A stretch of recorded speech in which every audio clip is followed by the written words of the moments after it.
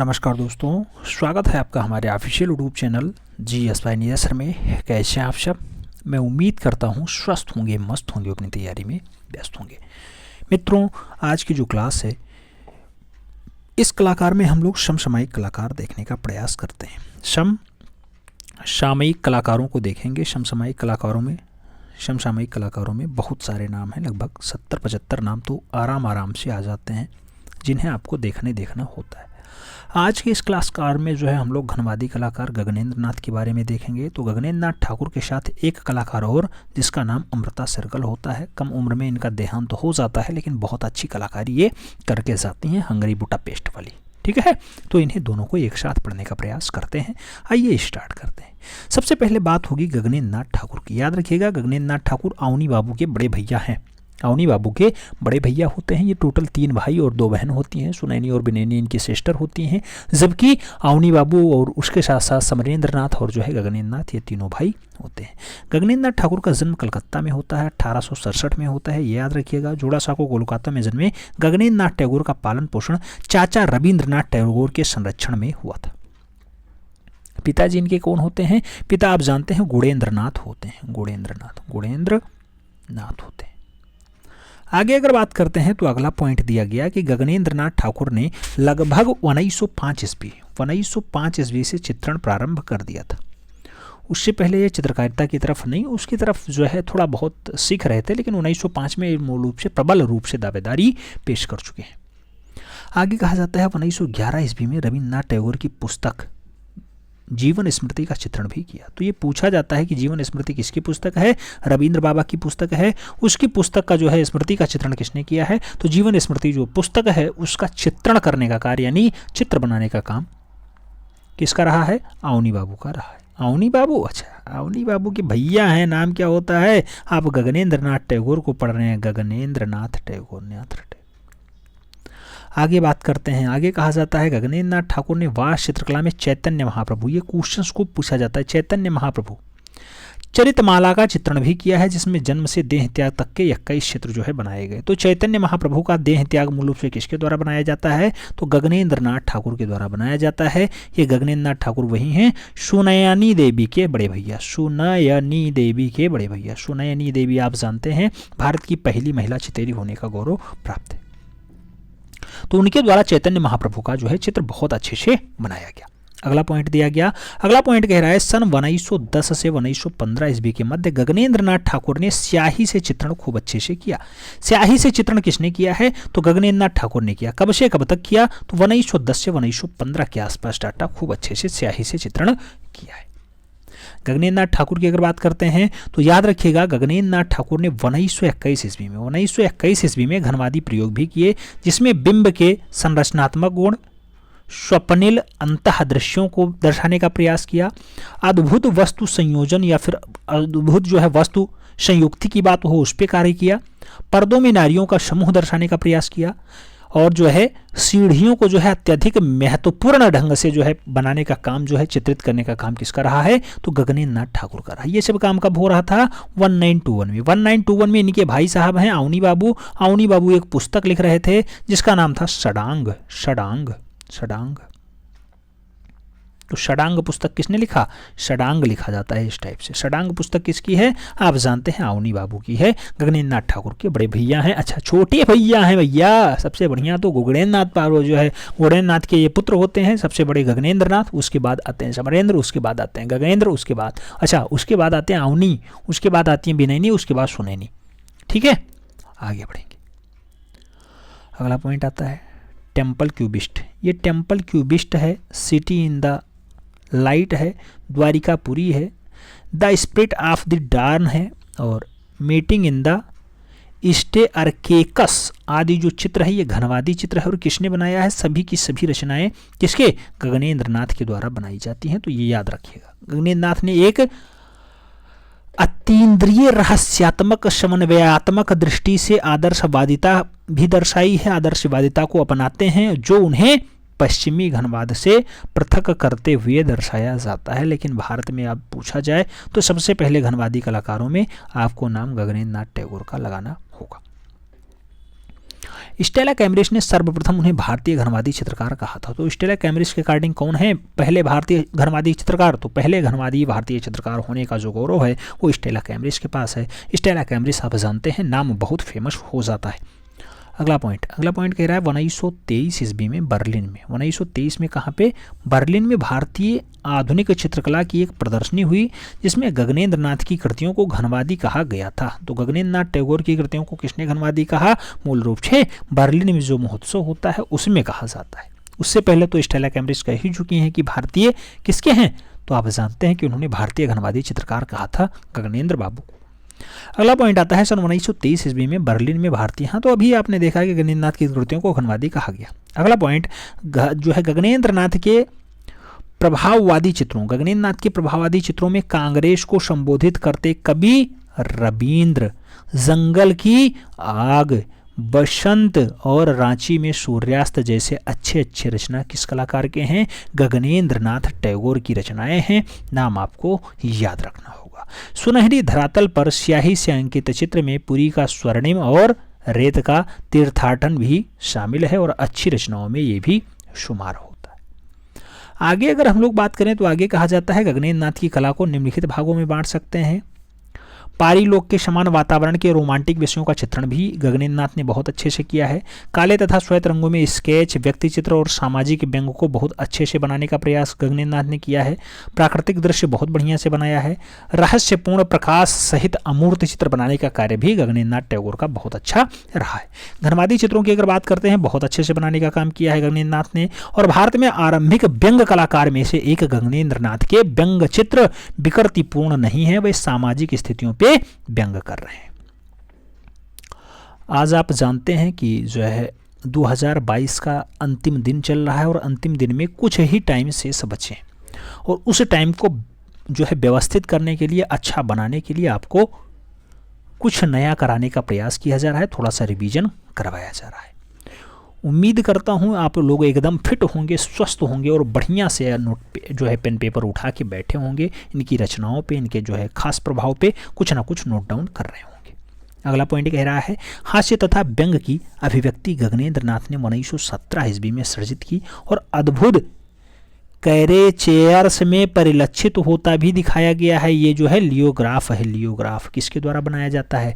तो हास्य दृश्य को भी बनाने का जो कार्य रहा है व्यंगात्मक ढंग से, वो किया गया है गगनेंद्र नाथ ठाकुर के द्वारा। क्वेश्चंस कुछ पूछा जाता है, व्यंगात्मक दृश्य को बनाने का प्रभाव किसके ऊपर रहा या व्यंगात्मक दृश्यों में मूल रूप से शुमार कलाकार कौन होता है, तब आपको गगनेंद्र नाथ ठाकुर नाम देना होता है। आगे कहा जाता है जिनका 2 खंड विरूप वज्र और जो है अद्वैत लोग नाम से प्रकाशन होता है। तो परिलक्षित होता है जिसमें कैरेचेयर्स परिलक्षित होता है, उसमें अद्वैत लोग और विरूप वज्र के नाम से 2 प्रकाशन होते हैं। गगनेंद्र नाथ ने बाल साहित्य जो है भौदोर बहादुर भी लिखा है। ये भौदोर बहादुर रचना इंपॉर्टेंट है, बाल साहित्य है, छोटे बच्चों की साहित्यिक रचना है भौदोर बहादुर। तो ये पूछा जाता है किसके द्वारा लिखी गई, तो आपको गगनेंद्र नाथ ठाकुर वहाँ पे नाम लगाना होता है। अगले पॉइंट की अगर बात करते हैं तो अगला पॉइंट दिया गया कि लेखक, दार्शनिक, नाटककार, अभिनेता, संगीतज्ञ गगनेंद्र नाथ का निधन जो है 1938 में होता है और पक्षाघात की बीमारी के कारण गगनेंद्र नाथ अपनी अंतिम सांस ले पाते हैं।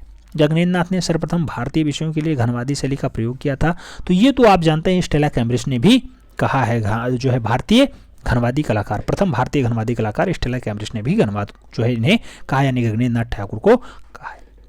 अगले पॉइंटों में अगर बात करते हैं तो कहा जाता है अन्य विदेशी शैलियों के समन्वय से आपने कला का एक नितांत मौलिक स्वरूप विकसित किया। नितांत मौलिक स्वरूप किसने विकसित किया है? वो गगनेंद्र बाबू के द्वारा, गगनेंद्र बाबू के द्वारा विकसित किया जाता है। आगे बात करते हैं, पॉइंट आता है, कहा जाता है गगनेंद्र नाथ के प्रमुख चित्र। तो आप जानते हैं कि डिपार्चर ऑफ चैतन्य आता है। डिपार्चर ऑफ चैतन्य बहुत अच्छी रचनाओं में शुमार है।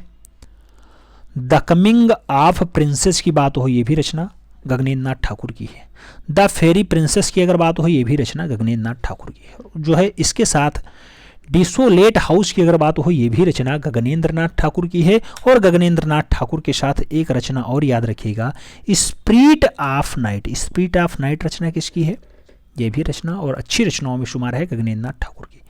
सात भाई चंपा की अगर बात हो, ये भी कलाकार, ये भी रचना मूल रूप से गगनेंद्र बाबू के द्वारा, गगनेंद्र नाथ के द्वारा जो है मेंटेन की जाती है। और स्वप्न जाल की बात हो या फिर द्वारिका के मंदिर की बात हो, ये सारी की सारी रचनाएं जो हैं वो गगनेंद्र नाथ ठाकुर के द्वारा जो है बनाई जाती हैं। वही गगनेंद्र नाथ ठाकुर जिनका जन्म जो है 1867 में होता है, जोड़ा साको बंगाल में होता है। आप जानते हैं शिक्षा दीक्षा भी इनका वहीं कलकत्ता के आसपास से चलता है। इनकी अच्छी अच्छी रचनाओं में सबसे फेमस जो रचना होती है वो आपकी पूछी जाती है अद्वैतलोक, और जो है किसका, विरूपवज्र। और उसके साथ तो भोदूर बहादुर आप जानते हैं कि बाल साहित्य इन्होंने लिखा है।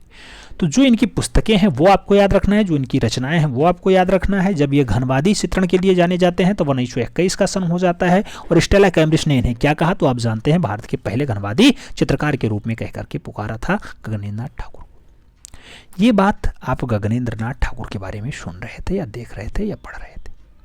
आगे अगर हम लोग बात करें तो अमृता शेरगिल बहुत खास नाम है, आपके सिलेबस में स्वर्ण अक्षरों में लिखा हुआ ये नाम बहुत फेमस नाम है अमृता शेरगिल। अमृता शेरगिल का जन्म 30 जनवरी 1913 को मूल रूप से हंगरी बुडापेस्ट में होता है। अमृता शेरगिल 5 वर्ष की आयु में ही हंगरी की परीक्षाओं में जो है चित्रांकन और रेखांकन करना स्टार्ट कर देती हैं। तो याद रखिएगा 5 वर्ष की आयु में ही जो चित्रांकन करना स्टार्ट कर दे, समझ लीजिए वो आगे चल करके कितना काम कर सकता है। 5 वर्ष की आयु में रेखांकन स्टार्ट किया, 28 वर्ष की आयु में बिल्कुल चरमोत्कर्ष पे पहुंच गई और जो है 28 वर्ष की आयु में इनका जो है देहांत भी हो जाता है। आगे कहा जाता है अमृता शेरगिल के लिए कि अमृता ने प्रारंभिक कला शिक्षा तो मेजर बिटमार्स तथा बैबेन पेंटमैन से ली है। तो हो सकता है आपसे मेजर विट्समैन या फिर बैबेन पेंटमैन का नाम पूछ ले, हो सकता है कलागुरु के बारे में पूछ ले। तो आप याद रखिएगा अमृता शेरगिल के कलागुरु मेजर विट्समैन और जो है बैबेन पेंटमैन का नाम आएगा अगर कलागुरु के बारे में पूछा जाए। अमृता शेरगिल 1924 से इटली के फ्लोरेंस में कला शिक्षा ग्रहण करने रही और अमृता शेरगिल 1924 से 29 तक भारत प्रवास के मध्य जो है रेखांकन तथा जलरंग चित्रण के लिए जानी जाती रही। आगे अगर बात करते हैं तो आगे कहा जाता है अमृता शेरगिल ने सन 1929 ईस्वी में पेरिस के ग्रा सोमेसियार तथा एक्रोल दे बेजार में कला का अध्ययन किया है। कब किया, 1929 में किया। जन्म इनका कब होता है, 1913 में होता है। सोचिए 16 साल की महिला है, पेरिस में जो है चली जाती है अध्ययन के लिए। 1924 में ही ये इटली में पहुंच जाती हैं, फ्लोरेंस में भी कला की शिक्षा ग्रहण करने के लिए। सोचिए 13 में जन्म और 24 में, यानी कुल मिलाकर के लगभग 11 साल की उम्र में ही ये वहां पहुंच जाती हैं। तो आप सोचिएगा, एक बार सोचिए दिमाग में 11 साल की उम्र में आप क्या कर रहे थे और मूल रूप से अमृता शेरगिल ने क्या किया। ऐसे नहीं ये फेमस हो जाती हैं, 28 साल की उम्र में लगातार क्वेश्चंस बनते हैं इनसे। आगे कहा जाता है इसी दौर अमृता ने तैल रंगों का प्रथम प्रयोग भी कर डाला और लगभग 60 चित्र भी बनाए। कितने, 16 चित्र बनाए। किस पे, तैलीय रंग पे। इसमें निर्वासन मंडल है, स्टिल लाइफ है और आत्मचित्र भी शामिल है जो 60 चित्रों में बनाया जाता है। इस समय अमृता की कला पर सेंजा के साथ साथ पाल गॉर्गिन और उसके साथ साथ मातिस की कला का बहुत ज़्यादा प्रभाव पड़ा। इन्होंने जो चित्रण बनाए जिसमें निर्वासन मंडल हो या फिर स्टिल लाइफ हो या फिर आत्मचित्र हो, जो लगभग 60 चित्र बनाए, उसमें पाल गॉर्गिन के चित्रों का खूब ज़्यादा प्रभाव रहा। मातिस की कला शैली पे भी ये थोड़ा सा हावी रही, इसलिए मातिस से भी प्रभावित रही और उसके साथ सेंजा का नाम तो बहुत अच्छे से लिया ही जाता है। तो ये सब डाटा मूल रूप से किसके लिए फेमस हो जाता है, अमृता के लिए फेमस हो जाता है। आगे सन 1934 ईस्वी में अमृता भारत वापस लौटी और शिमला में रहने लगी। कब, 1934 में। कहाँ आती हैं, भारत आती हैं। भारत में कहाँ पे, शिमला में रहना स्टार्ट करती हैं। तो ये क्वेश्चन पूछा जाता है कि अमृता भारत में कब आई, तो याद रखिएगा 1934 में फाइनली भारत आती हैं रहने के लिए। आगे कहा जाता है अमृता शेरगिल चित्रण में अपना अधिकाधिक जो है समय व्यतीत करती थी। तो ये पूछा जाता है क्वेश्चंस कि कौन सा ऐसा समसामयिक कलाकार है जो चित्रण के लिए अपना दिन रात एक कर देता था या बहुत लगन के साथ, मेहनत के साथ कार्य करता था। तो अमृता शेरगिल को याद करना होता है। अमृता शेरगिल राइट आंसर्स बनती है।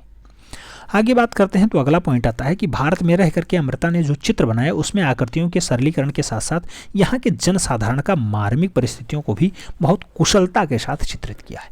ये कहा जाता है कि अमृता जब 1934 में भारत में आती हैं और शिमला में रहना स्टार्ट करती हैं, उस टाइम जो भारत में इन्होंने चित्रण किए वो बहुत मार्मिक चित्र बनाए और बहुत अच्छे चित्रों को बनाने का प्रयास किया।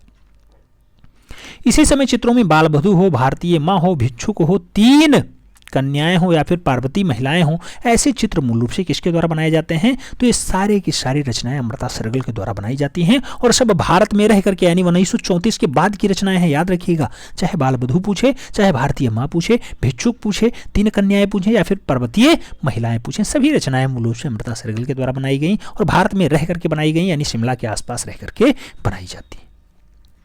आगे बात करते हैं तो अगला पॉइंट कह रहा है अमृता ने बंबई, जिसे मुंबई कहा जाता है, तो अमृता ने बंबई में प्रिंस ऑफ वेल्थ संग्रहालय के चित्रों का भी अध्ययन किया, यानी इस पे पढ़ाई की। आप जानते हैं कि 5 साल की उम्र से ये रेखांकन करना स्टार्ट कर देती हैं। 11 साल की उम्र में कहाँ जाती हैं पढ़ाई के लिए? तो आप जानते हैं फ्लोरेंस यानी इटली जाती हैं और ये माइली 16 साल की उम्र में पेरिस चली जाती हैं पढ़ाई के लिए। तो पढ़ाई में इनका बहुत ज़्यादा अध्ययन रहा है, बहुत ज़्यादा रुचि रही है। तो भारत भी जब आती है 1934 में, तो यहाँ पर भी ये अध्ययन करती हैं, साथ में ही चित्रकला करती रहती हैं, यानी चित्रकारी करती रहती हैं।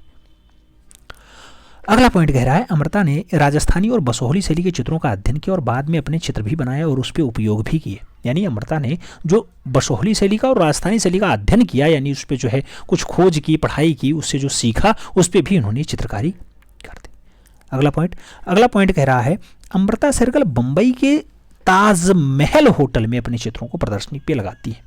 तो ये क्वेश्चन आपसे पूछा जाएगा कि अमृता शेरगिल मूल रूप से कहाँ पे? तो बंबई में। कौन सा? ताज होटल। ये पूछा जाता है कि ताज होटल में पहली प्रदर्शनी किसकी लगती है? तो आप जानते हैं कि बंबई के ताज होटल में जो पहली प्रदर्शनी लगती है वो अमृता शेरगिल की लगती है। वही अमृता शेरगिल जिनका जन्म जो है बुडापेस्ट हंगरी में 1913 में होता है, जिनकी मृत्यु आगे चल करके लाहौर में होगी। शिक्षा जिन्होंने पेरिस से ग्रहण की, आप जानते हैं पेरिस से भी ग्रहण की, इटली से भी ग्रहण की, भारत में भी आती हैं तो यहाँ भी थोड़ा बहुत शिक्षण का कार्य करती रहती हैं, क्योंकि पढ़ाई से जिसका मन लग जाता है वो लगातार निरंतर जो है कुछ ना कुछ सीखता ही रहता है, पढ़ता ही रहता है। तो अमृता शेरगिल भी ऐसे ही रही। आगे बात करते हैं तो आगे कहा जाता है अमृता को अजंता और एलोरा बहुत अच्छा लगा। आप जानते हैं कि अमृता आती हैं तो भारत में अजंता और एलोरा की गुफाओं को देखने जाती हैं। अजंता जहाँ 30 गुफाएं हैं, एलोरा जहाँ 34 गुफाएं हैं। अजंता का मतलब है सीधे सीधे बौद्ध धर्म से, और एलोरा का मतलब है बौद्ध धर्म के साथ साथ आपको जैन धर्म और ब्राह्मण धर्म भी लगाना होगा। तो इस पे इन्होंने चित्र देखे और इसको देखने के बाद बहुत ज़्यादा प्रभावित हो गए, इसीलिए भारत में आकर के 1934 में रहना स्टार्ट कर देती हैं शिमला के आसपास। आगे कहा जाता है भारत के कुछ, क्या कहा गया कि भारत के कुछ आरंभिक कलाकारों में अमृता पहली कलाकार थी जिन्होंने हमारे देश की कला को नई दिशा प्रदान करने की सोची, यानी नई दिशा प्रदान भी की। ऐसा कहा जाता है कि आरंभिक कलाकारों में से रही हैं। आरंभिक मतलब स्टार्टिंग। तो भारतीय चित्रकला का पुनर्जागरण आप जानते हैं कि कहाँ से स्टार्ट होता है? वो तो बंगाल शैली से स्टार्ट होता है, अवनी बाबू के आसपास से स्टार्ट होता है। और अवनी बाबू कोई लंबा चौड़ा जीवन थोड़ी ना जिए हैं, आप जानते हैं कि अवनी बाबू भी इन्हीं में से एक रहे हैं। तो इसी में से आगे चल करके उनका भी कार्यकाल बढ़ा है। तो आरंभिक कलाकारों में अमृता भी पहली कलाकार रही जिन्होंने देश की कला को नई दिशा प्रदान करने का प्रयास किया। इस पे जो है एक नई खोज की तरफ समझ लीजिए कि ले जाने का प्रयास अमृता ने किया है। अगला पॉइंट, अमृता की कला में पॉल गार्गिन की कला शैली का जो है आदिम सरलता से प्रयोग दिखाई देता है। और अगला पॉइंट कह रहा है कि पाल सेंजान की कला की गठनशीलता और शरीरीकृत जो आकार है ये भी बहुत अच्छे से दर्शाने का प्रयास अमृता शेरगिल के चित्रों में हुआ है। अगला पॉइंट कह रहा है वानगो की अभिव्यंजना शक्ति के साथ भारतीय कला के प्रत्येक पक्ष का प्रभाव भी अमृता शेरगिल ने बखूबी किया है।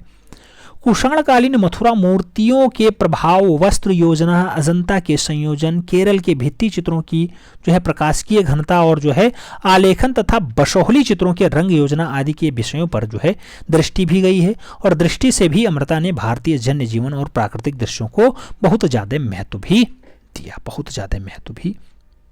दिया। आगे बात करें थोड़ी बहुत और रचनाएं देख लेते हैं। जैसे अमृता का विश्व से प्रिय रंग क्या रहा है? तो लाल रंग पे इन्होंने बहुत अच्छे से काम किया है, जिसके अनेक बलों तथा रंगतों का प्रयोग अमृता ने अपने चित्रों में बहुत अच्छे से किया है। जीवन के अंतिम क्षणों में अमृता लाहौर चली गई, जहां उन्होंने 1941 ईस्वी में अपना निधन हो जाता है, यानी अंतिम सांस लेती हैं। 1913 में मूल रूप से इनका जन्म होता है बुडापेस्ट हंगरी में, और 1941 के आसपास इनकी मृत्यु हो जाती है लाहौर के आसपास। अमृता शेरगिल के चित्रों की अगर बात करते हैं तो नई दिल्ली, मुंबई, हैदराबाद, इलाहाबाद, लाहौर, शिमला में एकल प्रदर्शनियां लग चुकी हैं। मुंबई में ताज होटल में इनकी प्रदर्शनी लग चुकी है, ये भी आपको याद रखने योग्य डाटा होगा। अमृता शेरगिल का स्टिंग तैल चित्रण ये देख लीजिए, स्टिंग तैल चित्रण यही है अमृता शेरगिल का। किसके द्वारा बनाया जाता है? तो ये अमृता के द्वारा बनाया जाता है, अमृता शेरगिल के द्वारा मेंटेन किया जाता है। शेरगिल ठीक है, डाटा याद रखिएगा। स्टिंग है, ये स्टिंग तैलीय रचना किसकी है, तो याद रखिएगा कि अमृता सरगल के द्वारा बनाया जाता है। हंगेरियन जिप्सी गर्ल बहुत फेमस रचना है, किसकी है, अमृता सरगल ने बनाई है। ग्रुप ऑफ थ्री गर्ल्स की अगर बात हो तो ग्रुप ऑफ थ्री गर्ल्स के लिए भी आपको अमृता सरगल ही लगाना होगा। बाइंडर स्टाइलेट की अगर बात होती है, ऐसी रचना के लिए भी अमृता सरगल ही जिम्मेदार हैं। हल वुमेन की अगर बात हो, रूरल सीन की बात हो, द गर्ल इन ब्लू की अगर बात हो, हल्दी गाइंडर की बात हो, यंग गर्ल्स की बात हो, ब्रह्मचारी की बात हो, टू एलिफेंट्स की बात हो, या फिर हंगेरियन मार्केट सीन की बात हो, ये सब बहुत अच्छी रचनाओं में शुमार हैं। किसके द्वारा बनाई जाती हैं, अमृता सरगल के द्वारा बनाई जाती हैं। अमृता सरगल की अच्छी रचनाओं में शुमार है सरगल। नाम याद रखिएगा, अमृता सरगल से क्वेश्चंस खूब बनता है, चाहे वो चढ़ाई से पूछ ले, चाहे आपके शिक्षा से पूछ ले, चाहे उनका पहला कार्यालय कहाँ खोला जाता है, या फिर आपसे ये पूछ ले मृत्यु 1941 में लाहौर में होती है। और आप ये तो जानते हैं कि गगनेंद्र नाथ ठाकुर से भी खूब क्वेश्चंस पूछा जाता है। घनवादी कलाकार किसे कहा जाता है, तब गगनेंद्र नाथ ठाकुर आंसर्स बनते हैं। चाहे वो आपसे पूछ ले अद्वैत तुलक रचना किसकी है, या फिर विरोज जो है विरूप वज्र रचना किसकी है, तब भी आपको गगनेंद्र नाथ ठाकुर लगाना होता है। चाहे आपसे वो पूछ ले कौन सी बहादुर बहादुर रचना किसने लिखी, जो बाल साहित्य होता है, ये भी गगनेंद्र नाथ ठाकुर की रचना है। या फिर आपसे ये पूछ ले कि कोलकाता के 1867 में मूल रूप से किसका जन्म होता है, 1867 में कोलकाता में गगनेंद्र बाबू का जन्म होता है, जो घनवादी कलाकार होते हैं। तो इन दोनों कलाकारों को पढ़ने का एक जो है अलग तरीका ही रहा है। याद रखिएगा, इनसे क्वेश्चंस खूब पूछे जाते हैं। 3 से 4 प्रश्न कभी कभी आ जाते हैं, कभी 1 से 2 प्रश्न तो पक्का ही है, उसमें कोई डाउट नहीं होता है। तो याद रखिएगा, आपने पहले पढ़ रखा होगा, हम ऐसी उम्मीद करते हैं। अगर नहीं पढ़ा है तब भी चलो आपका रिवीजन हो गया, अगर पढ़ रखा है तो बहुत अच्छी बात है, और नहीं पढ़ा है तब तो आपका फ्रेश डाटा एकदम मिल गया है। उम्मीद करता हूँ पसंद आया होगा। मिलते हैं शुरू में, तब तक के लिए दिल से सल्यूट, जय हिंद।